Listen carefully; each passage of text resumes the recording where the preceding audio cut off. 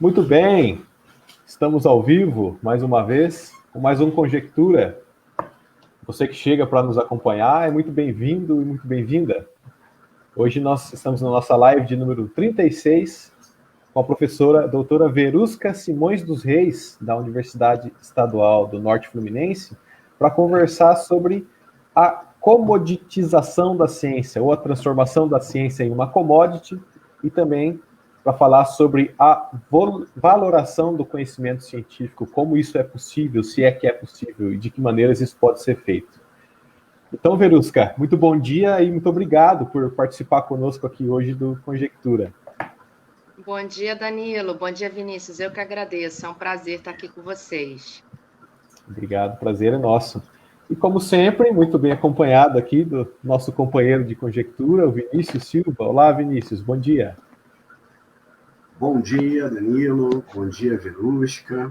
Pessoal que nos acompanha pelo Facebook. É um prazer estar aqui para mais um episódio do Conjectura, que, como vocês sabem, é um projeto de divulgação e defesa das ciências humanas e também de interlocução entre os mais variados campos do saber. Hoje temos o prazer aqui de receber a Verusca, uma professora que eu conheço há muitos anos, uma pesquisadora, colega, amiga. Atuamos aí em 2 grupos de pesquisa juntos, né? O SCTS, na Universidade do Estado do Rio de Janeiro, e o Fisicós, grupo de História e Filosofia da Física e da Cosmologia, aqui da UFMS. Então, prazer te receber, Verusca. Obrigada, Vinícius. É um prazer estar aqui com você. Ainda tá me ouvindo? Sim, pode falar, desculpe te interromper. Não, você ia perguntar alguma coisa? Sim, eu queria justamente que a gente entrasse aqui no nosso tema da discussão hoje, que é sobre essa questão da valoração do conhecimento científico, das métricas, né, de como isso é realizado, porque hoje nós vivemos uma circunstância, você que é uma pesquisadora da área... Perdão, me desculpe, Verusca. Antes da gente entrar propriamente no mérito da questão, que é interessantíssima e que é um prazer contar com uma especialista do tema, me parece que você pesquisa justamente isso, né? A sua linha de atuação versa sobre essa questão vamos dizer assim, das linhas de produção aplicadas à produção científica. Então, eu queria, antes da gente entrar no tema, você me perdoe aqui a falha de script, mas, por gentileza, se apresente para nós e também para os nossos espectadores aqui do Conjectura. Então, eu sou professora Verusca Reis, da UENF, do Laboratório de Cognição e Linguagem. A minha formação, eu fiz a graduação em Ciências Sociais, né, na UFRJ, aí o mestrado e o doutorado e o pós-doc já é na filosofia, né? E aí na UFRJ e na UERJ. E aí o meu tema de doutorado e de pós-doc foi exatamente estudar a relação entre o modo como nós produzimos conhecimento na universidade e o valor que nós damos ao próprio conhecimento, né? E também como que a partir dos anos 80 tem existido uma transformação na forma como nós valoramos esse conhecimento, né? Ou seja, que tipo de conhecimento nós temos buscado, né? E, sobretudo, a partir dos anos 80 há uma mudança nisso, e aí é sobre isso que eu vou apontar um pouco, esse histórico, né? Hoje em dia a gente percebe que a gente está voltado muito mais para uma produção, valorizando muito mais uma produção do conhecimento aplicado, em detrimento do conhecimento básico, né? A gente continua tendo uma cisão muito grande entre ciências naturais e ciências humanas, e isso tem como consequência também um agravante para a noção de conhecimento que a universidade passa para a sociedade, né? Então, hoje nós percebemos que a ciência tem estado, né, sob ataque, com esses movimentos, né, de pós-verdade, fake news, os terraplanistas, né? E isso, por um lado, porque talvez do ponto de vista da universidade, nós estejamos, na verdade, valorando somente um determinado tipo de conhecimento. Mas eu vou explicar isso melhor nos slides, né? E eu fico muito confortável de falar desse tema, porque foi o meu tema de doutorado, de pós-doc, e é um tema que é muito caro a mim e ao Vinícius, né? Que o Vinícius também estudou esse tema. Então, eu acho que a gente vai poder ter um bom bate-papo. Vinícius já queria perguntar alguma coisa, Maravilha. né? Não, ainda sobre sua trajetória, eu ia enfatizar que você tem uma formação em Ciências Sociais na UFRJ. Sim. Depois você faz mestrado e doutorado em Filosofia da Ciência na UERJ. Então você muda não somente a área do conhecimento, mas também a instituição. Hoje você está na UENF, ao mesmo tempo que está no Laboratório de Cognição e Linguagem, continua no SCTS, que é um grupo plural, que reúne cientistas sociais, naturais, né, pessoas que trabalham com física, com química, com matemática, mas também sociólogos e filósofos. Eu queria que você falasse um pouco dessa sua trajetória, como você vê essa trajetória plural, não é? e multidisciplinar, como algo importante para o tratamento mesmo do tema, da questão do valor ótima científico. Pergunta. Eu acho que é fundamental. Acho que eu não teria conseguido fazer o tipo de pesquisa que eu fiz no doutorado e no pós-doc, né? Porque, assim, no doutorado eu estudei bem a relação entre essa transformação do modo de produção, que a gente chama, né, um novo modo de produção na ciência, alguns denominam modo 2, capitalismo acadêmico, comoditização da ciência, que requer uma visão interdisciplinar. Então, eu não teria conseguido fazer isso se a minha formação também não fosse interdisciplinar, né? Se eu não tivesse uma visão, como a gente diz, oriunda dos estudos sociais de ciência e tecnologia, a qual eu e Vinícius também nos filiamos, né? Uma parte da nossa pesquisa tem relação com essa linha, né? Então, eu não conseguiria ter feito esse tipo de pesquisa.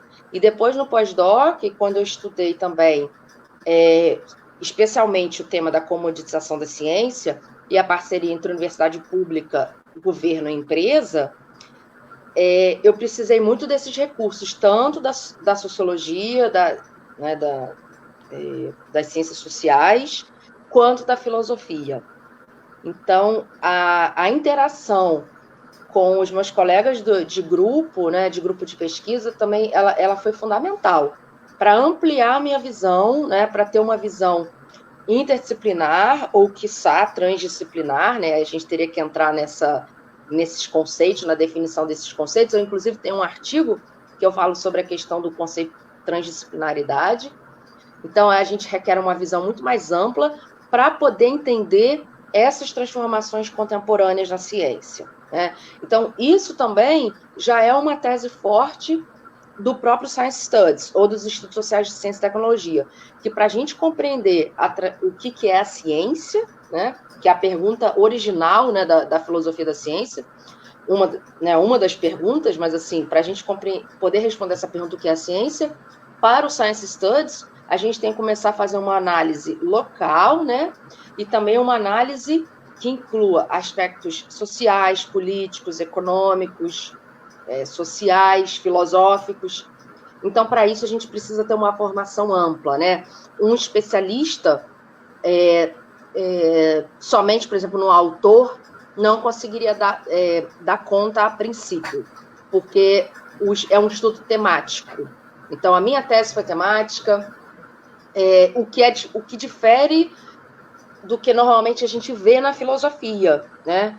Então, assim, eu sempre tive, assim, meio misturando as ciências humanas, ciências sociais com a filosofia, né? Então, na verdade, eu não sou especialista em um autor, eu sou especialista num tema, né? Eu acho que isso é importante de ser dito também. Boa pergunta, Vinícius. Muito interessante. Então, vamos entrar no tema propriamente dito, né? Então. Como você tem pensado ultimamente, né, os últimos desdobramentos dessa pesquisa, sobre a empresarização da universidade, a comutização do conhecimento científico e a massificação do saber, né? Isso. Na verdade, o que eu vou falar hoje é um pouco para mostrar como que surgiu, né, como que a gente tem na universidade essa ideia da comodização. É claro que, atualmente, a gente já tem muito mais uma tentativa, né, de normatizar essas parcerias, né, com a própria lei de inovação sancionada no governo Dilma, mas eu não vou falar muito disso, né, eu não vou falar de PPT, de parceria público-privada, eu vou falar mais, assim, vou tentar fazer um histórico para situar as pessoas do que seria essa ideia da comoditização da ciência. A partir de um autor que eu trabalhei bastante, que foi um físico e epistemólogo, John Michael Simon. Mas uma coisa assim que nós percebemos atualmente é uma tentativa de usar essa ideia do conhecimento como commodity e a ideia de a gente privatizar a produção do conhecimento como uma solução até, por exemplo, para os problemas da universidade pública. Eu não vou entrar assim... Então, eu estou falando um pouco das consequências disso do meu tema, do que eu vou falar. Uma outra consequência que nós percebemos atualmente é o adoecimento psíquico do corpo docente-discente por conta dessa massificação, né? Então, assim, uma massificação de publicação, mas assim, o que é a massificação? A massificação por você produzir resultados antes de você obtê-los, né? Então, todo o sistema de gestão, né, da CAPES, né, e das agências de fomento em geral, elas estão calcadas em nos avaliar com uma métrica só, para todas as áreas. Isso tem sido um problema, mas eu não quero entrar muito nisso, isso é uma parte da introdução da minha fala, né? Mas isso em breve vai mudar, porque agora no próximo quadriênio a CAPES já está com um novo sistema, como vocês devem estar acompanhando, né? Que vai incluir outros aspectos do Lattes. Então, assim, se antes o foco estava só em publicação, agora vão entrar outros quesitos, como, por exemplo, a extensão, né? Até a própria iniciação científica. Então, se nós produzimos na universidade de diversas formas, né, ensino, pesquisa e extensão, não faz sentido nós sermos avaliados somente por publicação, né? Inclusive, uma consequência desse modo, desse chamado novo modo de produção na ciência, se consolida a partir dos anos 80, foi também aumento do caso de fraude, né, em publicação, vários tipos de plágio, e também a chamada trash science. Então, tudo isso foi evidenciando que esse modelo foi tendo problemas, né? Então, isso já tem o quê? Uns 20 anos, né? Dos anos 80 até agora. Mas, assim, eu vou entrar isso, assim, isso é a ponta, isso é o final, isso é o que a gente está hoje, né? Então, hoje a gente está no momento de rever esses critérios, de dizer assim, olha, não está funcionando. O que nós podemos fazer, né? E agora é esperar ver se essa nova forma de nos avaliarmos, né, na verdade, das agências de fomento nos avaliar a universidade, vai melhorar. Vai melhorar a própria forma como nós produzimos e como valoramos o conhecimento. Assim, em resumo, o que eu espero que ao longo da minha fala fique claro é que a forma como nós produzimos na universidade e na ciência transformou ao longo dos anos o próprio valor que nós damos ao conhecimento. É isso que eu quero que fique claro. Então, vamos lá, né? Então, o título é Comodização da Ciência, é possível valorar o conhecimento científico? Então, assim, pela minha fala, já dá para perceber que sim, né? Que nós podemos valorar. Agora, a questão é que tipo de valor nós temos dado ao conhecimento. Então, assim, meu objetivo é discutir as consequências geradas, né, por esse modo de produção na ciência contemporânea, mostrar as consequências sociológicas, epistemológicas e éticas, né, e apresentar o conceito de ciência pós-acadêmica de John Simon.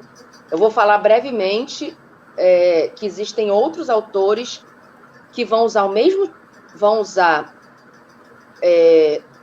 fazer um diagnóstico dessas transformações na ciência contemporânea, mas usando outros conceitos, né?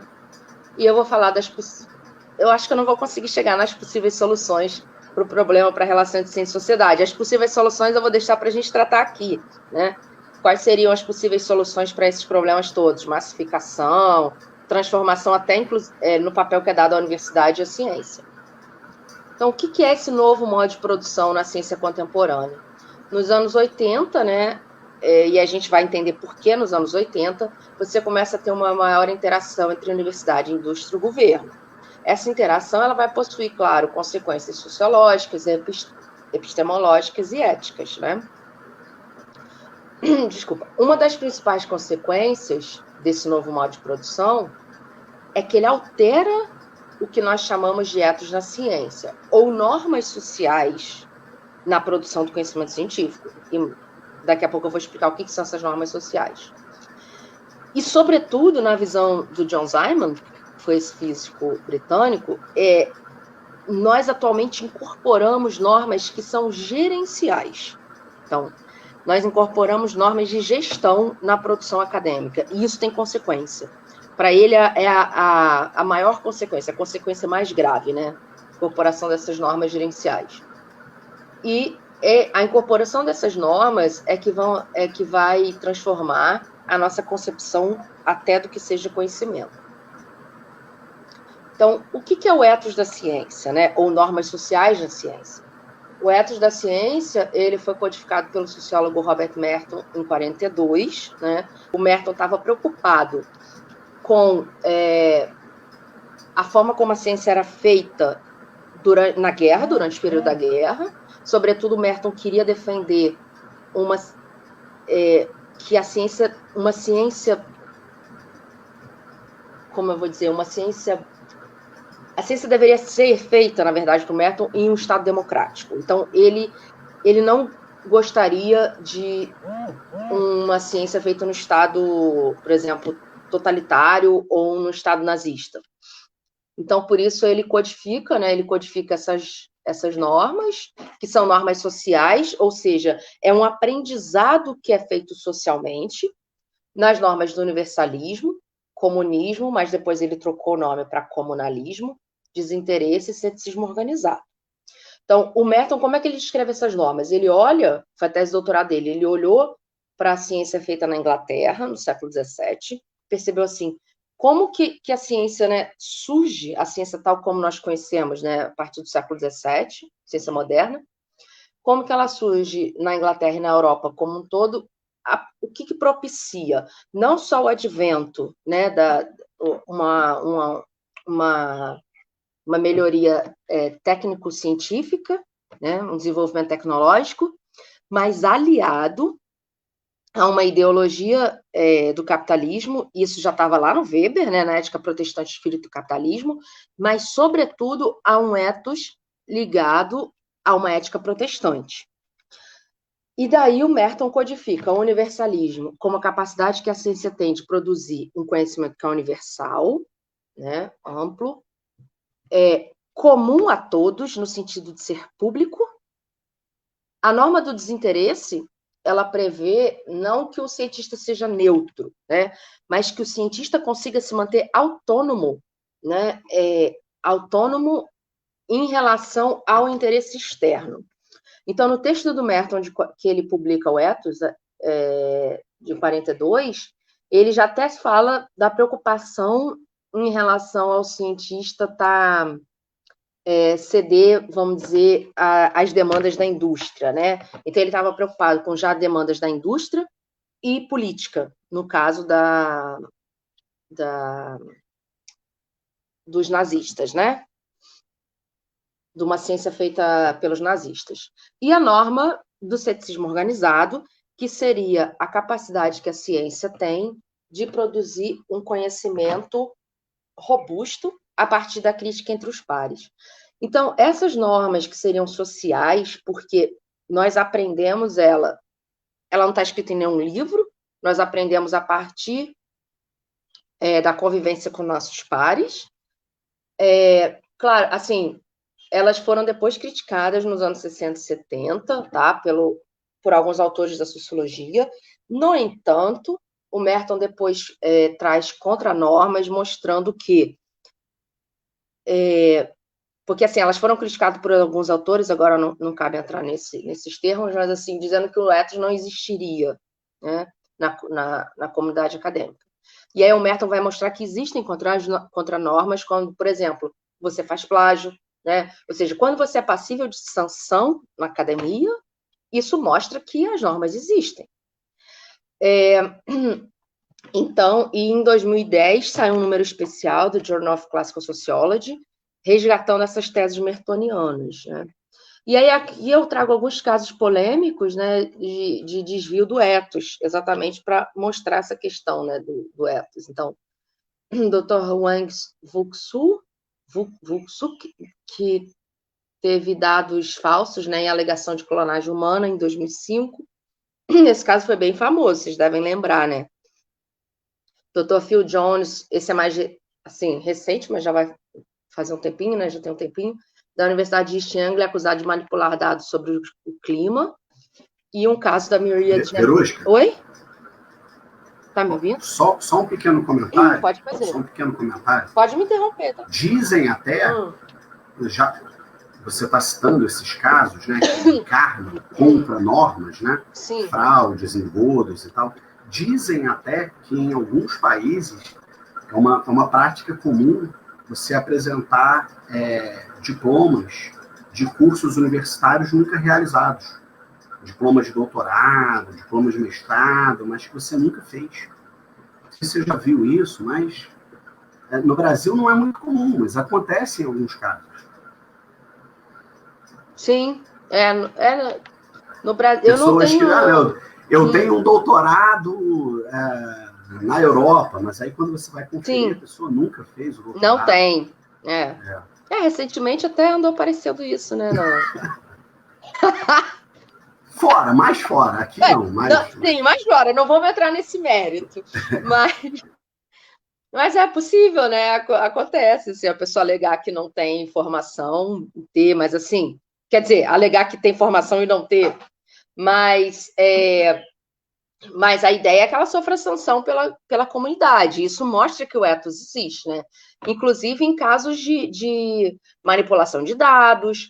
É por isso que é importante a gente manter o que é uma ciência aberta, pública. Quando eu digo pública, é no sentido, e é o que o Zaiman defende, é no sentido dos dados serem públicos, para que a comunidade exatamente possa exercer aquele ceticismo organizado, né?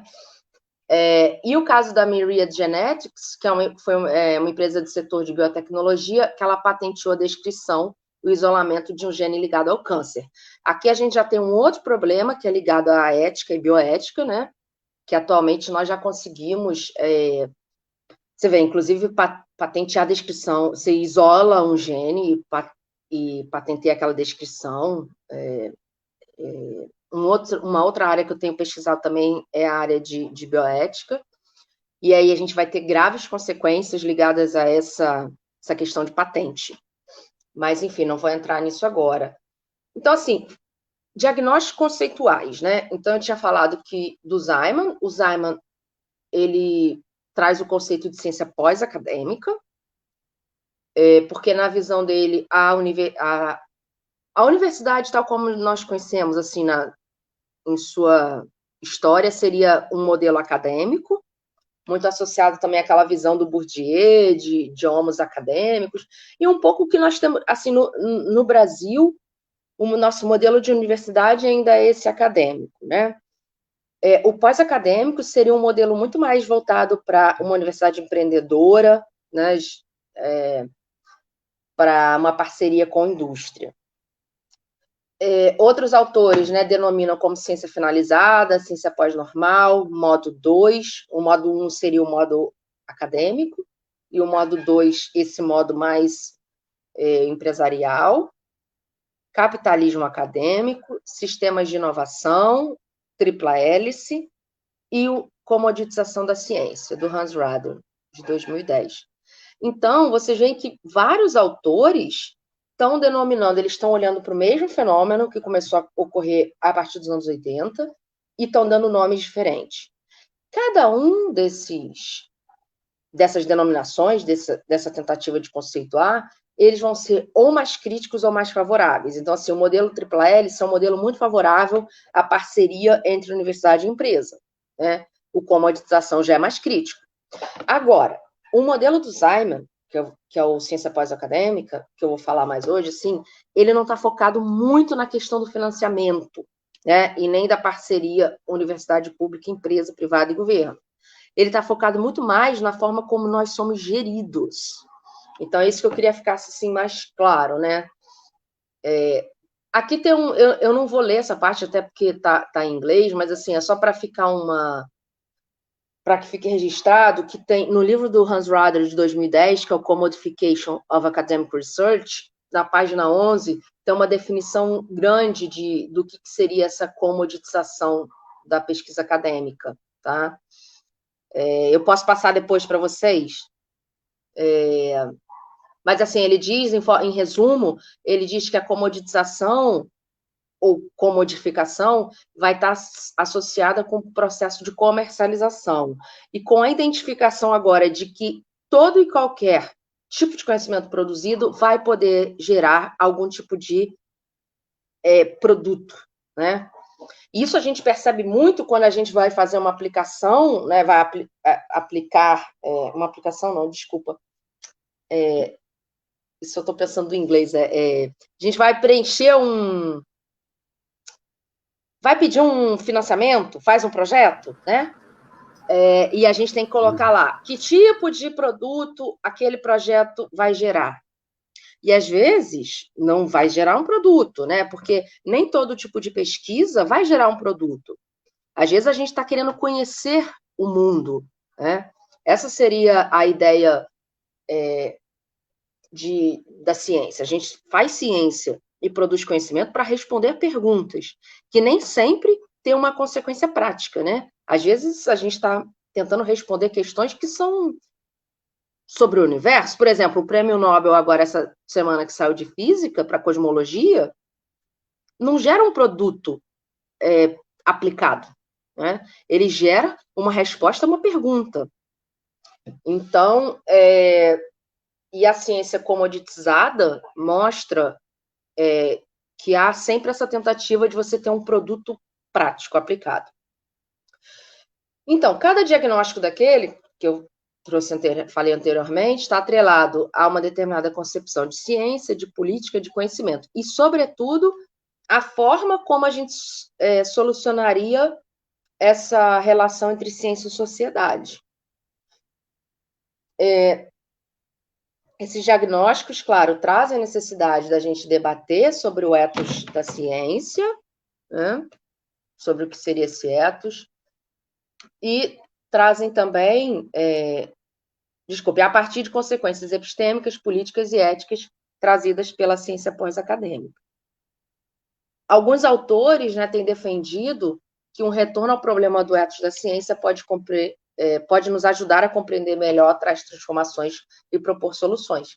Isso é uma controvérsia que eu encontrei ao longo da tese, né, e do meu pós-doc. Assim, alguns autores começaram aí no Merton a questão do ethos da ciência para mostrar nós produzimos ciência e conhecimento na universidade a partir de um certo modo. Existe uma maneira que a gente faz isso. E essa maneira, ela é aprendida, né? E aí, quando nós começamos a aprender a fazer ciência de uma outra forma, isso vai ter consequências. Quer ver? Eu vou dar um exemplo básico. Um exemplo simples. Eu vejo muito com os meus alunos. Atualmente, é comum, na graduação, nós pedimos um artigo. Ou então, às vezes, logo no início da pós, né? Que o trabalho de final de curso seja um artigo. Eu, pelo menos, no meu tempo de graduação, a gente fazia trabalho. A gente não pedia para um aluno, eu acho que acredito no de vocês também, né, Vinícius? A gente não pedia para um aluno, nós não éramos demandados, os professores não solicitavam a nós, que nós estávamos aprendendo, que na graduação nós fizéssemos um artigo que em princípio pudesse até ser publicado, ou no início da pós, né? Nós, assim, a gente começa a publicar, talvez, assim, a nossa dissertação de mestrado é que ia gerar uma publicação. E hoje a gente já percebe que não é bem assim. Então, isso já é uma consequência desse modelo, né? Mas vamos ver se esse modelo ele é tão novo assim. Então, eu vou falar agora um breve histórico desse novo modo de produção na ciência, que o Simons chama de ciência pós-acadêmica. Lá no Weber, Ciência e Política, Duas Vocações, né, que é a palestra do Weber em 1918, ele já mostra que a universidade na Alemanha, né, no século XIX, ela já está mudando, já há uma nova gestão da cultura acadêmica, em consonância com o modelo americano, né, que tá, e aí o modelo da universidade americana está muito em consonância com a ideologia do capitalismo. Aí o Weber já aponta que não era mais possível gerir a universidade sem consideráveis recursos financeiros, né? E é muito interessante, que eu brinco que é um Weber já um pouco profético, porque ele diz assim, nas ciências humanas, nós precisamos ainda de poucos recursos, né? Porque o nosso recurso maior é a biblioteca. Ele menciona bem isso no texto. Mas nas ciências naturais, não, você já começa a precisar de recurso, né? E ele diz que ele menciona que o professor, naquele período, já começa a ficar alienado do seu meio de produção. É claro, se fazendo uma alusão ao Marx, ainda que não se refira diretamente. E esse alienado do meio de produção seria o quê? Né? Alienado do seu recurso do laboratório, né? E da autonomia para gerir a sua pesquisa e os seus dados, né? Assim, o Weber não fala diretamente disso, isso aqui eu já estou trazendo para o tempo atual, né? Então, mas o Weber fala isso aqui, ó, esse terceiro ponto, que essas transformações chegariam um dia a toda a cultura acadêmica, inclusive as humanidades. Ou seja, ele diz, vai chegar um dia em que o professor universitário e o cientista não será mais dono do seu meio de produção. E quando a gente chega no século XX, a gente percebe isso. Esse lado profético do Weber começa a se consolidar, concretizar com dois modelos, né? O Big Science e o P&D, que é pesquisa e desenvolvimento. Então, quando a gente tem atrelado pesquisa e desenvolvimento, que é o que vai ajudar ao desenvolvimento de modelos como o Big Science, porque a gente vai precisar de mais dinheiro para fazer ciência em larga escala, e a gente precisa administrar essa ciência em larga escala, você tem também uma incapacidade do indivíduo se colocar como autônomo nesse sistema. Isso é importante para o Simon, porque você tem um indivíduo cientista que vai fazer ciência naqueles grandes times, e aí isso é complicado, porque em relação à autonomia, o quanto que o cientista mantém a sua autonomia dentro de uma equipe gigante de pesquisa, né? E aí, quando eu falo autonomia, eu estou falando autonomia para propor problema de pesquisa, gerir a pesquisa e gerir os dados e a publicação. E há um questionamento, né, nesses modelos sobre o papel da ciência. Desculpa, no Big Science, eu não estou falando de Big Science. A gente começa a ter um questionamento sobre o papel da ciência e do cientista, né? Sobretudo pensando quando a gente tem o Projeto Manhattan. E nesse período é que a gente começa a ter uma entrada maior, uma demanda maior da sociedade participando nas decisões sobre ciência, né? A partir desse modelo de Big Science.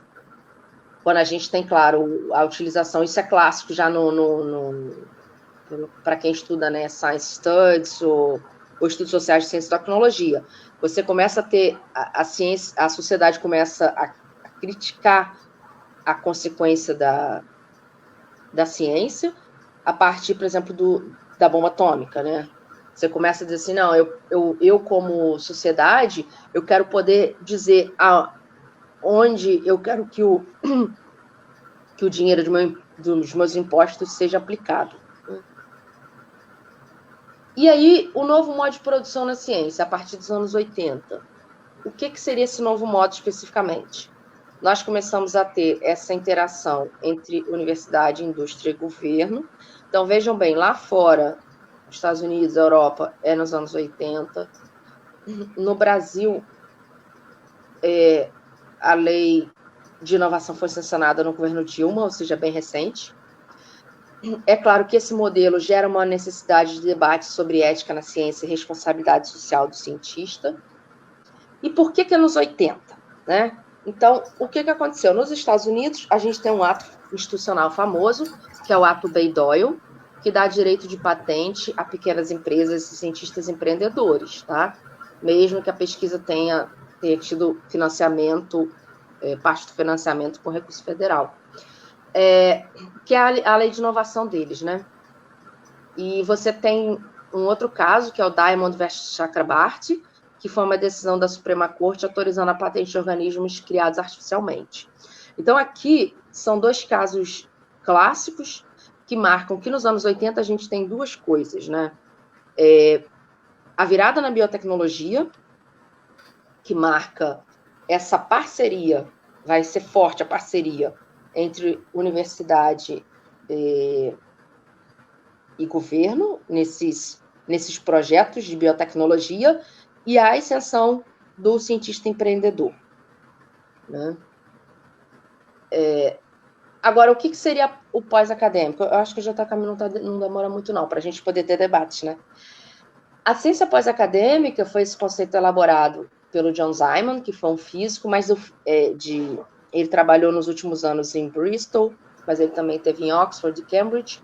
E o interessante é que o Simon, diferente de outros físicos que também foram filósofos, assim, como, por exemplo, Thomas Kuhn. Thomas Kuhn parou de fazer física e foi fazer filosofia, mas o Simon, ele sempre, ao longo da carreira dele todo como físico, ele era um físico de estudo de sólidos, ele sempre pesquisou os aspectos sociais da ciência. Então, ele sempre teve essa dupla preocupação.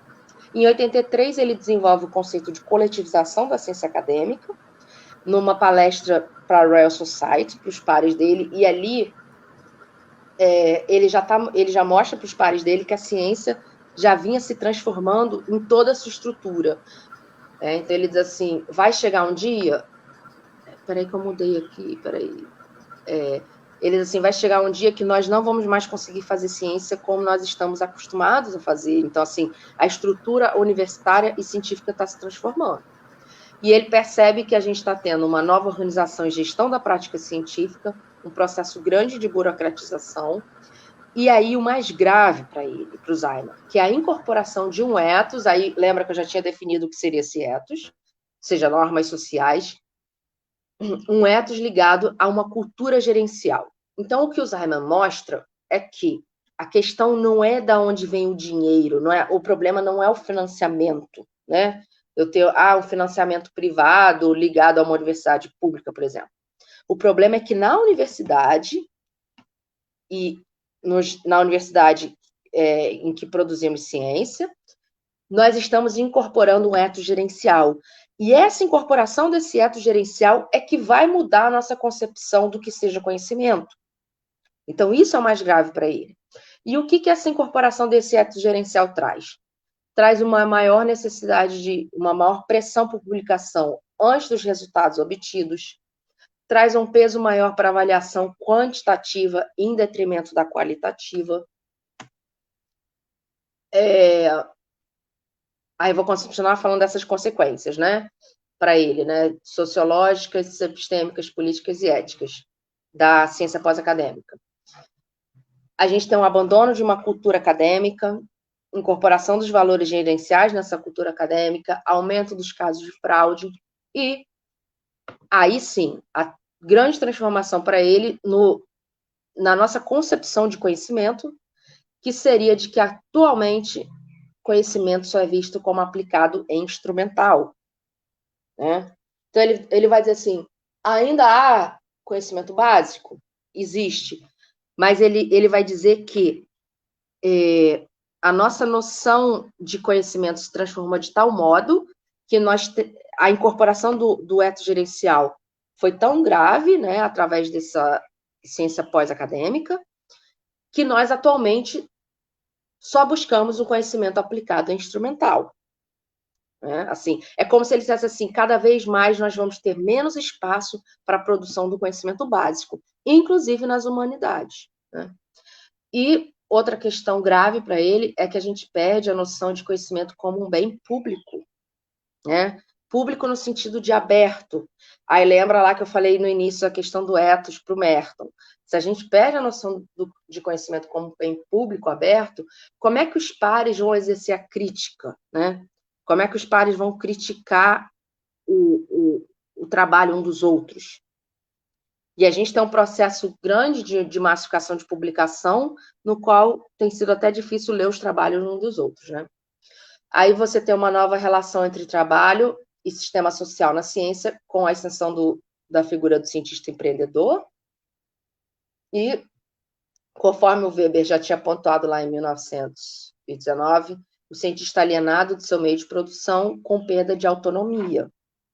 E aí, para o Simon, a maior perda vai ser a capacidade que nós temos de manter o tempo da nossa pesquisa, né? Tempo de produção e tempo para publicar. E a dificuldade da participação da sociedade quando o conhecimento é feito de forma fechada, né? Em casos que implica patente. Aí, assim, sociedade / comunidade científica, em casos de patente, né? E você tem uma perda da responsabilidade social do cientista. Eu já estou caminhando para finalizar. E aí vem a questão, né? Essa mudança no valor que é dado ao conhecimento, então aqui eu já estou respondendo a minha pergunta, ou seja, o valor que é dado ao conhecimento mudou, né? Sobretudo a partir dos anos 80, com esse novo modo de produção, e eu justifiquei com conceitos de Simon e de outros autores, e nós temos uma mudança do valor que é dado ao conhecimento, ou seja, a gente deixa de ser um conhecimento, de dar valor, de valorar um conhecimento básico, né? Ainda há espaço para o conhecimento básico? Até há, mas a gente está dando muito mais valor para um conhecimento aplicado e instrumental, em detrimento do básico.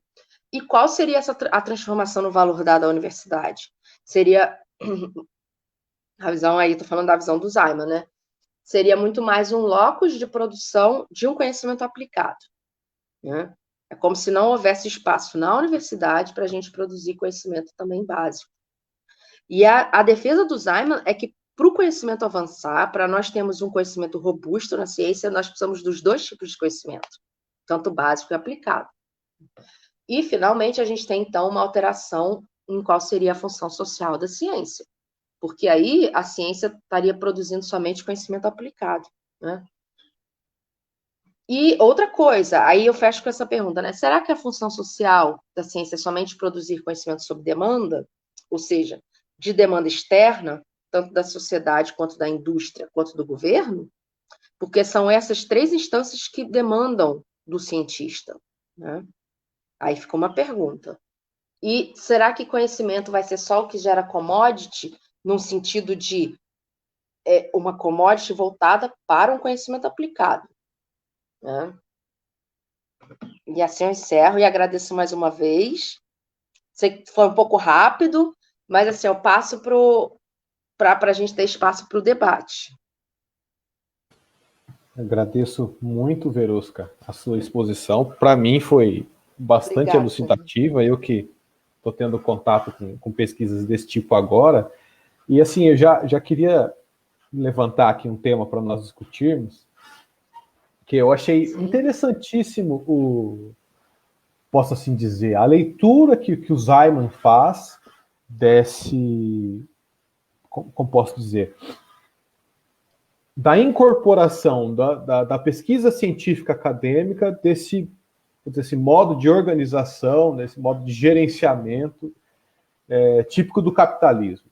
Na verdade, isso é algo assim que vários autores vão tratar de um problema mais amplo. Habermas é um exemplo, outros autores da teoria crítica que vão falar de como o capitalismo ele se capilariza nas mais diferentes esferas sociais. Então, nós temos problemas de financiarização das relações sociais, de judicialização das relações sociais, né? E agora esse outro problema que é o problema da gerencialização, pode-se assim Sim. dizer, das relações que existem, vamos dizer assim, dentro da organização da universidade, mas esse é um problema que atinge também outros setores.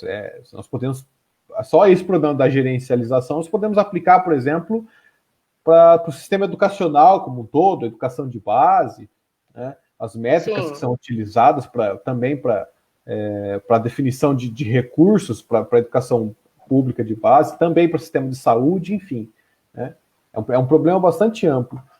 Agora, assim, me parece, então, que o problema de fundo é justamente pelo fato de que nós estamos inseridos num sistema, no modo de produção, né, ou num sistema capitalista que, afinal de contas, força a barra para que a maneira como ele se organiza interfira em esferas que deveriam, de algum modo, ser autônomas. Eu queria saber, assim, se ele se chega a vislumbrar, ou como que você chega a vislumbrar a possibilidade de um resgate da autonomia da universidade diante desse contexto. Porque me parece que mais do que, e acho que o Simon também menciona isso, se eu não estou enganado, você tocou nisso em um dos slides, mais do que o modo de gerenciar, eu estou chamando isso de gerencialização, né? Ou gestão, né? De gestão, né? Aplicado à universidade e à ciência. Mais do que isso, é um pouco assim da percepção pública do papel que cumpre a ciência, do papel que cumpre a universidade. E me parece, então, que não seria possível reverter esse quadro para para um Estado onde haja uma autonomia garantida ao cientista e à universidade, sem antes operar justamente na transformação da opinião pública a respeito do papel e a respeito da finalidade da pesquisa científica e da universidade. Me parece que é mais ou menos por aí. Eu queria saber se ele chega a tratar dessa questão mais, né, a respeito dessa questão da opinião pública, e queria saber a respeito de você. Eu né? vou te responder. Muito boa questão. Na verdade, você está colocando duas questões em uma, né? Você está falando da questão associada ao modo de produção na ciência, né? Atrelado a um ideal, a uma ideologia do capitalismo, e depois você está falando e isso relacionado à possibilidade da manutenção da autonomia do cientista, e outra questão em relação à relação ciência-sociedade. Então, vamos lá, vamos por partes. A primeira parte, em relação à questão do capitalismo, eu até mencionei o trabalho do Weber, o Ética Protestante do Espírito do Capitalismo, e também do trabalho do Merton também, sobre a Revolução Científica do século XVII, na Inglaterra. Assim, são trabalhos que já mostram uma relação do surgimento da ciência com o capitalismo na época. Né? A gente sabe que existia essa relação da tecnologia, de uma produção de ciência e tecnologia aliada ao capitalismo. Contudo, né, aí para o Simon, ele vai fazer essa diferença. Contudo, a gente ainda conseguiu, ao longo desses anos, né, até o início do século XX, manter uma certa autonomia do cientista. Por quê? Aí vem um lado, vamos dizer, mais sociológico do Simon, né? Por isso que teve uma hora que eu falei da questão do indivíduo. Porque a gente ainda conseguia manter que o indivíduo tivesse autonomia dentro daquele sistema de gestão científico e universitário. E aí, o que acontece? Atualmente, como nós temos, claro, nós precisamos de mais recursos, estamos mais atrelados, né, às agências de fomento e às demandas da sociedade. Então, assim, essa incorporação desse ato gerencial, ela é posterior, né? É isso que o Simon, ele meio que mostra, assim, há uma ideologia do capitalismo que talvez esteja lá já no início com a ciência moderna. mas a incorporação de uma forma de sermos geridos é posterior, né? E o problema é que nós não tivemos autonomia nisso. Atualmente, nós, assim, claro, a partir do movimento interno dos cientistas, né, em muitas associações, vocês devem acompanhar, a gente começou a ter críticas a esse modelo. Tanto que agora, no próximo, assim, a CAPES já vem com um novo modelo de avaliação. Então, o que o Simon diria sobre isso? Né? O Simon, não só ele diria, como ele disse, o Simon publicou enormemente na física e sobre os aspectos sociais da ciência. Tem um texto dele num livro, ele tem um livro que chama Collectivization of Science, eu não lembro agora ao certo a data, mas assim, é uma coletânea de vários artigos, e nesse Collectivization of Science tem um texto dele muito interessante que chama On Being a Physicist, que ele vai contar a trajetória dele na física e por que ele deixa de fazer física. E aí ele justifica a saída dele na física exatamente por essa transformação. Ele vai mostrar e dizer assim, eu estou perdendo a minha autonomia como cientista. Então, ele para de fazer física e ele vai fazer o quê? Ele vai fazer política científica. E aí ele ocupa cadeiras de gestão, de política científica. Então, e ele mostra, e ele tem textos que ele fala disso, ele publicou muito em jornais, né, Scientific American, na Science, em todas essas, ele publicava muito também, assim, newsletters, né? Então, ele tinha um lado muito político, muito politizado. Então, ele mostra isso. Então, qual seria a forma, vamos dizer assim, em resumo, que forma eu diria que nós teríamos para resgatar essa autonomia? Política científica. Então, assim, ocupar espaços. Eu não estou falando de fazer política como um todo, estou falando de política científica, ocupar espaços dentro da universidade, né? Ocupar cargos, ocupar espaços que nós possamos transformar a universidade resgatando essa autonomia. Então, assim, a gente está, né, nas frentes de ensino, pesquisa e extensão. Por exemplo, eu tenho 2 projetos de extensão. Um que eu trabalho divulgação científica para alunos do ensino médio de campus, e um outro junto com o professor Leonardo, que ele é o coordenador, que a gente trata da questão da saúde mental dos estudantes universitários na UENF, que é sobre rodas de conversa. Isso tudo são formas da gente tratar, né? Tentar resgatar a autonomia das pessoas que estão na universidade. Então, mostrar que isso tudo é um problema, né? Mostrar que nós perdemos na universidade a capacidade, que eu acho mais grave, nós perdemos a capacidade de colocar como nós queremos ser avaliados. Né? A avaliação, outro dia eu li uma espécie de um manifesto, Vinícius também leu. Eu não lembro agora, Vinícius, se você quiser me recordar de qual organização que veio, mas assim, que nós perdemos a capacidade de dizer assim, nós queremos ser avaliados de tal e tal forma. A avaliação, ela vem de cima. Isso é muito grave, né? Porque se nós, como cientistas, nós devolvemos algo para a sociedade, né, e para o governo, quer seja na forma de pesquisa básica ou aplicada, tudo bem, nós recebemos o recurso, mas nós também devolvemos o conhecimento. Por que nós não podemos também opinar em como nós queremos ser avaliados? Né? Então, e aí para a gente mudar isso, só ocupando espaço, e foi isso que o Simon fez. Então, ele diria isso, vamos ocupar espaços, tanto dentro da universidade quanto fora.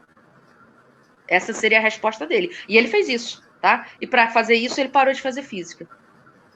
Então, assim, ele assumiu o preço, né?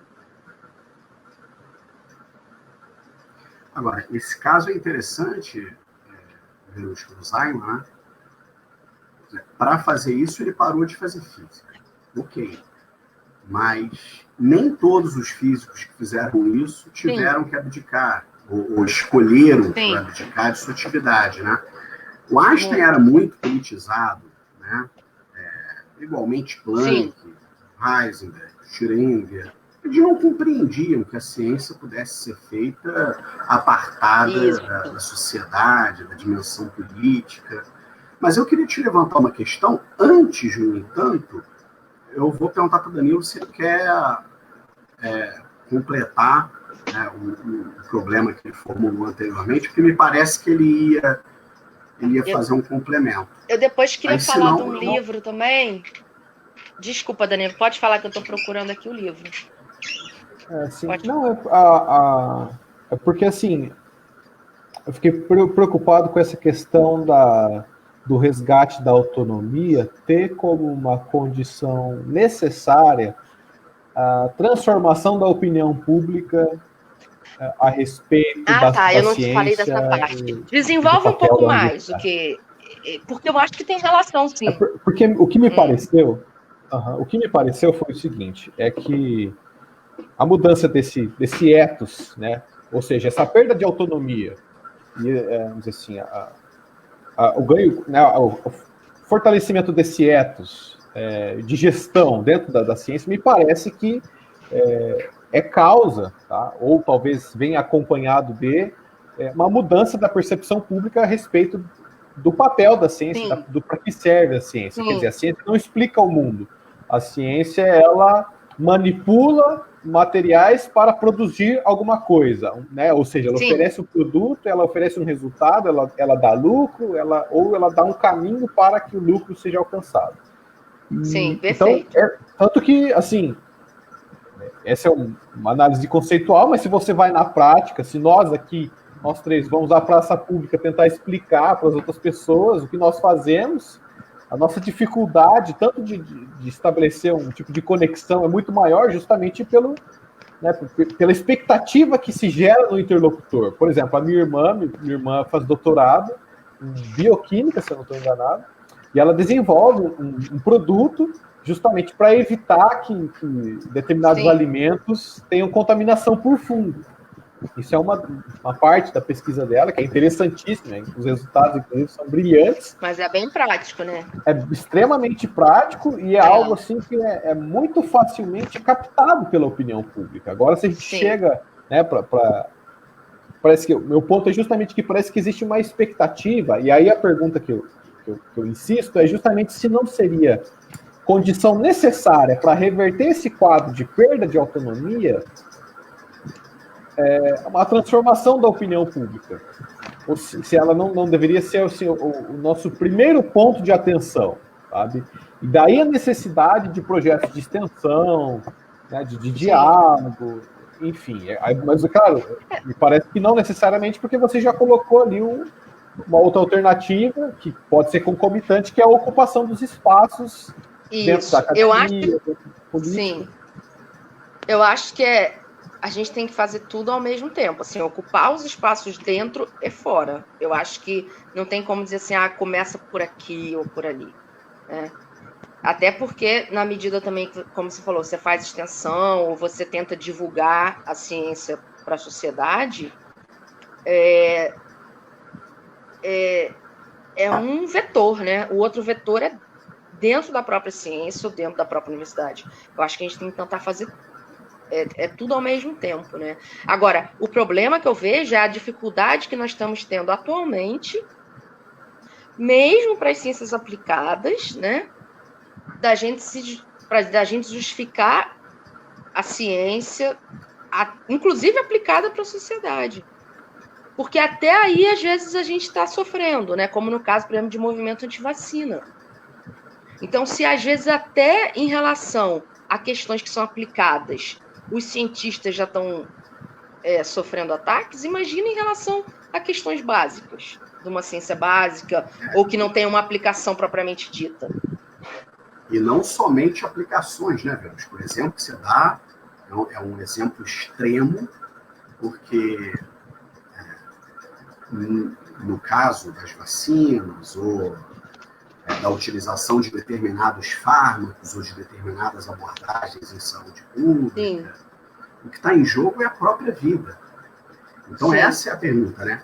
Junto à opinião pública, se pode a ciência competir no universo simbólico, no imaginário, com a ideologia. Não que a própria ciência seja ideologicamente neutra, porque não é. Sim. Mas a questão é, pode a ciência, por maiores que sejam os esforços em divulgação e informação, competir no imaginário com a ideologia? Talvez possa, mas o fato que se desenrola à nossa frente no atual momento histórico é que as ideologias, as mais estapafúrdias, possuem um apelo tão grande que elas se sobrepõem às narrativas científicas, Isso. mesmo quando o que está em jogo é a vida.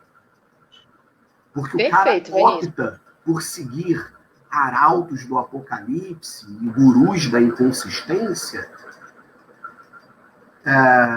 quando o que tem diante de si é uma decisão que pode custar a sua vida ou de um membro de sua família.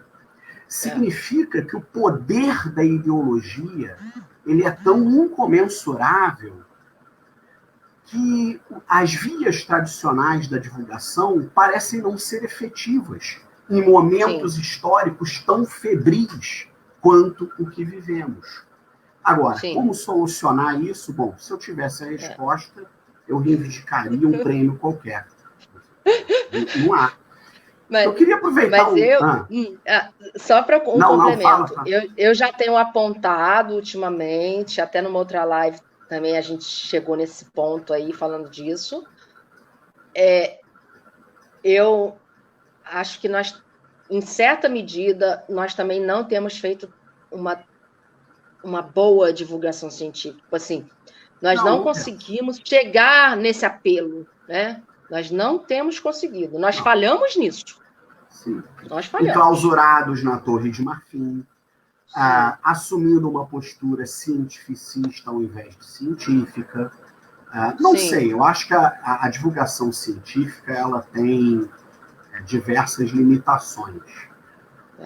Numa outra live, eu não me lembro aqui ao certo, talvez o Danilo lembre, possa me ajudar, nós discutimos isso. O perigo da divulgação científica tornar-se marketing científico, tornar-se publicidade científica. Por exemplo, eu participo de 2 projetos de extensão tentando estabelecer essa ponte entre ciências humanas e naturais, que é o Masterclass Internacional de Física de Partículas, foi formulado no CERN, ele acontece lá no Departamento de Física Nuclear da UERJ, e o Museum Alice da NASA. É um projeto de divulgação informal e ensino de ciências da NASA. Eu consegui trazê-lo para a Universidade Estadual do Tocantins, no primeiro momento, e agora a UFMS foi credenciada no projeto. Já está lá no site da NASA. O desafio é imenso. Como eu participo de um projeto da NASA sem fazer uma coisa que não me interessaria sob nenhuma hipótese, que é me tornar um publicitário da Agência Espacial Norte-Americana? Isso não me interessa, eu não quero ser proselitista da NASA, eu não quero que a NASA me utilize, eu quero utilizá-la. Que eles não me ouçam. Mas eu quero utilizar os recursos da NASA para problematizar, para divulgar a ciência e para problematizar questões de interface entre ciências humanas e naturais. Mas repare bem que o desafio é imenso. Porque, às vezes, sem perceber, você se torna um publicitário. Você não está divulgando ciência, você está divulgando uma instituição científica. E isso não é interessante, nem para mim, me tornar porta-voz de uma instituição do Império, né, de uma instituição dos Estados Unidos, não é interessante nem para mim, nem para a sociedade. Agora, de repente, se nós conseguirmos utilizar projetos como esse para levantar questões, levantar problemas, então, repare, o desafio é imenso, você não acha? Com certeza. Não sei se tem uma fórmula. E outra coisa, em relação à linguagem, eu acho que nós pecamos muito, eu estou falando nós, né, em relação à divulgação científica, as coisas que eu acompanho, domínio do ferramental, domínio até da parte tecnológica, vídeos, não sei, às vezes a gente, né, não consegue ter aquele apelo. Uhum. Então, Eu concordo, e eu acrescentaria mais uma dificuldade, é uma percepção minha, tá? Então, vocês sintam-se à vontade para discordar de mim, mas eu vejo que enfim, eu acompanho assim, alguns divulgadores científicos no YouTube, sabe? Então, o que eu sempre estou vendo é o Átila Yamarino, que teve bastante destaque em virtude da Covid-19. Eu acompanho o canal da Ciência Todo Dia, o Ponto em Comum, enfim, tem vários divulgadores que eu acho que fazem um trabalho interessantíssimo. Esse Ponto em Comum, por exemplo, me esqueci o nome agora do divulgador, mas ele consegue prender a atenção assim de um jeito que é incrível, sabe? Ele começa o título assim, como por exemplo, o que borboletas e uma bigorna de ferro têm em comum, por exemplo, sabe? Uma pergunta desse tipo assim, bem aleatória, só para dar um exemplo. E daí ele, sabe, consegue elaborar o vídeo de uma forma que, se eu sou um aluno do ensino médio, do ensino fundamental, eu vou ver aquilo, eu vou ficar absolutamente fascinado da maneira como ele manipula as imagens, faz uma brincadeira. Então eu vejo assim que os cientistas naturais, nesse sentido, eles estão assim anos-luz à frente dos cientistas das humanidades, sabe? Eu desconheço, e aí desconheço grandes divulgadores assim das ciências humanas. Talvez algumas exceções sejam abertas aos historiadores. Aos historiadores, né? Que são muito bons nisso. Lilian Schwartz. Então, eu conheço o podcast do Leitura Obriga História, que eu sei que ele faz um canal muito interessante também, um trabalho bastante legal. Mas, assim, por exemplo, da filosofia, eu não consigo mencionar alguém que faça um trabalho. Esse espaço da filosofia ele foi ocupado pelos filósofos mainstream, né? Leandro Carnal, sei lá, Mário Sérgio Cortella, né? Enfim, Clóvis de Barros, e é isso que a filosofia tem como participação na esfera pública, né? Sim. Então, sociais, quem que tem como grande sociólogo aí para representar a nossa área do conhecimento diante da opinião pública? Nós não temos. Então, assim, mais do que vamos dizer assim, uma necessidade, nós precisamos encarar esse desafio e entender as peculiaridades da nossa área do saber para tentar ter algum alcance. Eu fico pensando, se, por exemplo, pessoas extremamente competentes, como o Átila, por exemplo, já sofreu ataques na internet, né? Deboche, recentemente tivemos um problema porque ele apareceu numa live, ele notoriamente ganhou um pouco de peso em virtude da quarentena, sabe, não foi ao barbeiro para não cortar o cabelo, para não se expor, e aí virou chacota a imagem dele.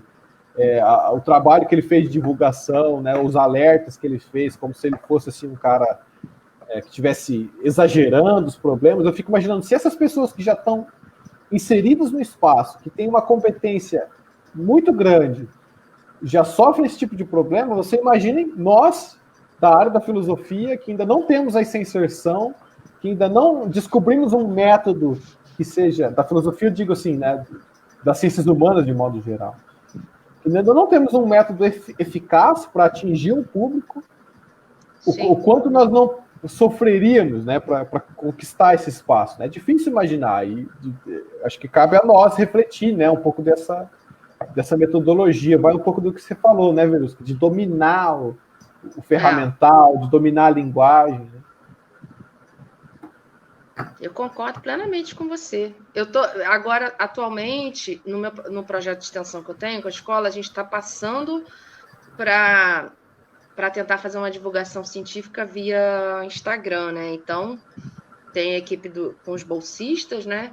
E não é fácil, não, você pegar um conhecimento e transformar ele assim, o mais palatável possível, sabe? Sem parecer cientificista, sem ter esse que aí, como o Vinícius falou, de ficar parecendo que está panfletário. Não tem sido fácil, sabe? Não é fácil. Verusca, queria lhe fazer encaminhar uma questão. Parece haver, eu queria saber se você também percebe isso de alguma forma. Me parece que é bastante recente, eu estou falando aqui dos últimos anos, então nós não temos ainda literatura sobre o assunto, mas se você percebe isso como pesquisador, parece haver uma certa reação institucional, e eu vou aqui trabalhar com o cenário local, tá, com o Brasil, acerca da questão do valor da ciência. Existem alguns posicionamentos institucionais.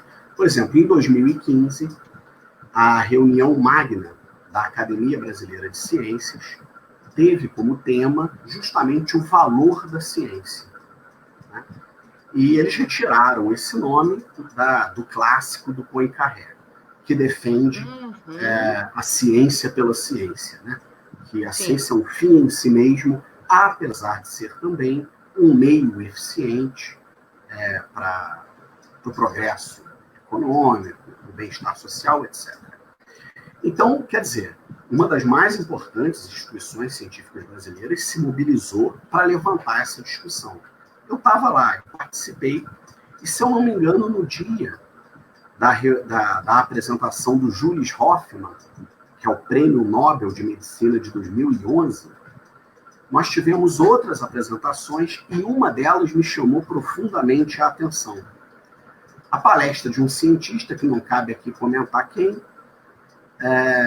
sobre o valor da ciência, ele só falou em números. A ciência gera não sei quantos bilhões em aplicação por ano. Isso foi bastante irônico, porque o objetivo da reunião magna era justamente levantar a reflexão acerca do valor inefável, do valor intrínseco da ciência como parte da cultura humana. E um dos palestrantes parece que não conseguiu entender isso e só falou do valor financeiro que a ciência gera. Mas, enfim, a Academia Brasileira de Ciências levantou a questão. Ano passado, se eu não me engano, retrasado, nós fizemos uma reunião anual de ciência e tecnologia, promovida pelo governo do estado do Tocantins. Nessa ocasião, eu ainda era coordenador de iniciação científica lá na Universidade do Estado do Tocantins. E nós recebemos o Ideu de Castro Moreira, físico da UFRJ, presidente da SBPC, se reuniu conosco e ministrou a palestra de abertura do evento, da Manhã de Ciência e Tecnologia. E nas palestras, o Ideu, né, em nome da SBPC, sempre frisa também esses dois lados. O valor intrínseco da ciência, mas também o impacto que ela gera para as cadeias produtivas. Porque, afinal de contas, se ele não falar isso, ele não atinge a classe política. Mas eu estou aqui demarcando o esforço que a SBPC tem feito nos últimos anos para levantar a pauta acerca do valor da ciência. Então, como que você percebe isso? Você acha que, de fato, há uma mobilização institucional mais recentemente em torno dessa pauta? Os cientistas das mais variadas áreas, os pesquisadores dos mais variados campos. Recebemos aqui, Danilo, a vice-presidente da SBPC, não foi? Recentemente. Exatamente, a Fernanda Sobral. Fernanda Sobral, né? Você acha que essa discussão tem sido levada a cabo ou ainda é uma discussão muito acanhada, é uma discussão...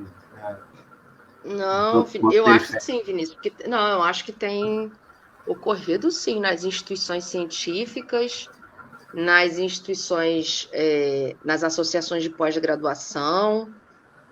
A gente pode perceber, até em alguns momentos, que a gente tem sofrido ataques, né, à ciência e à universidade, quer seja para retirada de recursos financeiros ou para perda de autonomia, né, da nossa gestão, ou ataques, às vezes até do ponto de vista político. Nós temos percebido, sim, que as associações elas têm se mobilizado, quer seja na forma de manifestos, né? Isso tem ocorrido, sim. Inclusive, tanto que isso tem ocorrido que a própria CAPES, né, a partir de demandas dos próprios cientistas e dos representantes também, estão transformando a forma como nós somos avaliados. Então, essa transformação, né, nos próximos critérios, no critério da CAPES agora, no próximo quadriênio, é demanda da própria comunidade científica, né? Então, assim, eu acho que a mobilização realmente tem ocorrido. Não seria ainda mais produtivista? Como você vê essa transformação? Bom, a pelo que eu tô adotada não vai... Não, pelo que eu vi até o momento, as coisas que eu pude ler e também assistir um seminário aqui também na UENF, eu acho que vai dar uma amenizada. Por quê? O critério de avaliação não vai ser mais só publicação, né? A gente também vai ser avaliado por extensão, iniciação científica, por outras coisas que nós fazemos na academia e que antes nós não éramos avaliados por isso. Então, o peso vai sair da publicação de artigos, inclusive. Isso até onde eu pude ler. Então, agora, até chegar nessa transformação desses novos critérios, eu acho que veio muito por demanda da comunidade, sim. Né? Demorou até um pouco, porque eu acho que essas demandas já têm algum tempo correndo. E, sobretudo, pelo que eu tenho observado também e acompanhado em leituras, né, do lado do adoecimento psíquico, de corpo docente e discente também. Já tem pesquisas que apontam isso, assim, a relação entre a massificação de publicação, essa demanda, né, por publicação antes do prazo, e todas essas transformações no ethos científico, dessa incorporação do ethos gerencial, em relação ao adoecimento psíquico de corpo docente e discente. Inclusive, eu tive um aluno que recentemente defendeu o mestrado em que ele aplicou questionários aqui para estudantes de pós-graduação na UENF sobre esse tema. Garanto que os resultados não são lá muito animadores, né? Não são animadores. Não são. Por isso que a gente está com esse projeto de extensão, né, de rodas de conversa sobre saúde mental para os estudantes.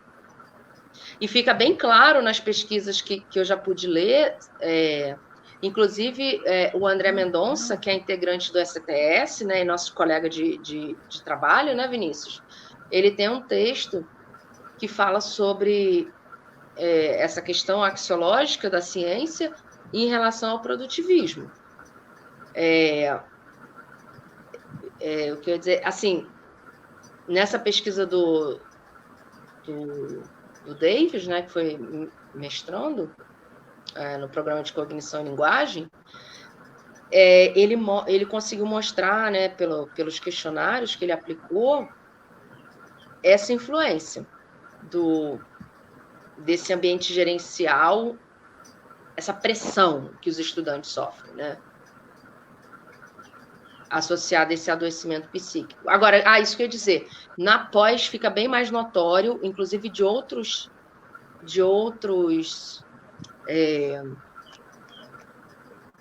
pesquisadores que eu pude ler. Você tem o André Faro, lá em Sergipe. Ele realizou uma pesquisa muito grande, eu acho que com mais de 2.000 estudantes, mas já tem uns 10 anos a pesquisa dele. Ele, inclusive, estava na banca do Davis e falou num evento, eu organizei um evento em 2019, aqui na UENF, sobre saúde mental na universidade. Ele mostra que esse adoecimento incide mais nos estudantes de pós, porque aí a pressão em relação à produtividade é maior, né? O adoecimento em relação aos alunos graduandos tem outros quesitos, como, por exemplo, como que ele se situou no mundo, dificuldade, né, de início de vida adulta, às vezes está longe da família. Então, a bibliografia aponta isso. Eu, inclusive, tenho um artigo publicado com o Davis e com outro aluno orientando também, com o Roberto, sobre esse tema. Então, assim, os graduandos têm outras questões, e os pós-graduandos sofrem mais com a questão da pressão por produtividade, ou seja, a questão do produtivismo acadêmico. E aqui deixa que fique claro, ninguém está falando que não é para produzir. A questão é a pressão para uma publicação num tempo, em um outro tempo, né, de pesquisa. Às vezes, uma pressão por publicação quando você ainda nem tem os dados da pesquisa, né? Ou seja, gerar números, né? Gerar números. Eu trouxe aqui um livro que... esse livro aqui... Peraí. Estão vendo? Sociologia. Chama Sociologia da Ciência, Contribuições ao Campo CTS, da Linha Editora. Ele é organizado pela Maria Cristina Hayashi, Camila Rigolin e Maria Kirbaui. Tem um capítulo meu sobre o Ziman, que aí eu falo bastante assim, dessa relação das teses dele com a vida dele, né? Que, como o Vinícius pontuou, alguns físicos possuem. Então, essa visão da carreira em relação à política, eu trago bastante nesse artigo. E aqui o último livro do Ziman, que ele escreveu, que se chama Science in Civil Society. Uhum. Tem em português, será? Não. Não tem, não. Que aí ele vai falar muito da relação, aqui é uma compilação de todas as teses dele, e ele vai tentar mostrar como seria uma possível solução para esses problemas em relação à sociedade. Né? Uhum. E aí ele defende muito a participação da sociedade civil, aí ele vai denominar o que seria essa sociedade civil organizada, né? Por exemplo, ONGs, institutos de pesquisa, né? Comitês de ética, de bioética. Então, ele vai falar dessa organização. Bacana. Bom, Verusca, a gente já nos estendemos um pouco aqui no nosso horário. Precisamos encaminhar o encerramento do programa. E eu gostaria de agradecer muitíssimo. Muito obrigada. Eu que agradeço. Foi um ótimo papo. Um bate-papo. Bastante. Foi muito elucidativo. Acho que para mim, obrigada. Para as pessoas que nos acompanham. Espero que eu tenha contribuído, né, para o entendimento do estado atual, né, da produção de conhecimento e de produção de conhecimento na ciência e na universidade. Sem dúvida. Agora, Verusca, eu vou te colocar contra a parede rapidinho, porque ao final de todos os programas, nós pedimos para os participantes deixarem uma sugestão cultural. Pode ser um livro, como os que você já mencionou, pode ser uma série, um filme, um documentário, uma música, de repente um álbum, enfim, alguma coisa que você aprecie, que você queira compartilhar conosco, pode ter a ver com o que nós conversamos aqui ou não. Tá? Então, por gentileza, sinta-se livre para compartilhar. Eu vou dar duas sugestões. Uma que é de minha produção e a outra não, porque senão também vou ficar parecendo muito egoísta. Narcisista, na verdade. Narcisista. Então, narcisista. Sem ser da minha produção, acho que eu gosto muito de um filme chamado Copenhagen, né, já que a gente estava falando dos físicos, né, que mostra o diálogo, o jantar entre o Heisenberg e o Bohr. É um filme assim, eu gosto muito desse filme. E também, já que a gente está falando também, aqui o canal também é de filosofia da ciência, né? E um livro meu que chama Bacon, o Gato Filósofo, que é para criança. Então, assim, o meu lado cultural e criativo. Eu sou poeta também e escrevo para criança. Então, eu tenho o livro Bacon, o Gato Filósofo. Deixa eu pegar aqui rapidinho, dá tempo? Fazer meu marketing pessoal, hein, Vinícius? Pode ir, a gente aguarda. Tem Instagram também. E aqui, peraí. Deixa eu voltar aqui para a sala. Depois você passa o endereço do Instagram para a gente divulgar. Tá. É Bacon Gato Filósofo no Instagram. Então, esse é o livro, Bacon Gato Filósofo, né? Pela editora Autografia. Então, nele eu falo um pouquinho assim, Bacon foi um gatinho meu, e ele vai pensar sobre o sentido da existência. Então, aqui ele pensa o sentido da vida, eu trabalho questão também de transcendência, um pouco no viés assim, platônico, do Platão, tanto que ele tá sentadinho no livro aqui, A República do Platão. E, assim, para crianças, as crianças adoram. Deixa eu mostrar aqui um desenho dele. Aqui, Bacon. E eu já estou escrevendo Bacon 2. Que ele legal. vai... Peraí, aqui.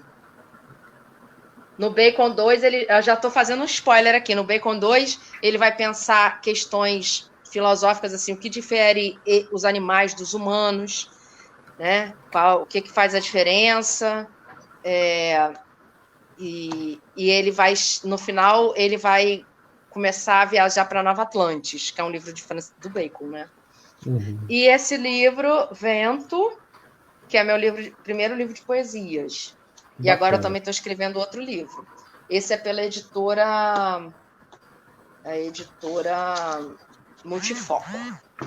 Então, 3 referências. Depois nós publicaremos nas páginas do Conjectura. Tá, e eu tenho o meu Face, Verusca Reis Wenf, e eu tenho o Instagram também, verusca.reis.poeta. Dá para achar as referências lá. E muito obrigado novamente a vocês, tá?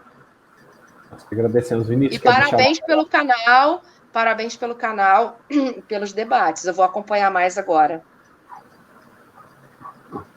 Pela Conjectura. Vinícius. Agradecemos imensamente pelo diálogo, pelo debate, pelas reflexões, nos trazendo um tema que está aí na pauta do dia, e embora também possua um lastro histórico denso. Então fica aqui o nosso agradecimento. Danilo, muito obrigado, sempre bom reencontrá-lo no Conjectura. Digo mesmo, Vinícius, a você, obrigado a Verusca mais uma vez, obrigado a você que nos acompanhou até agora no Conjectura. Esse programa ficará disponível na nossa página, também posteriormente será postado no nosso canal do YouTube e o áudio em formato de podcast no Spotify. Deixamos um grande abraço, um bom final de semana a todos. Obrigada. E quinta-feira que vem. Até mais. Tchau, obrigada.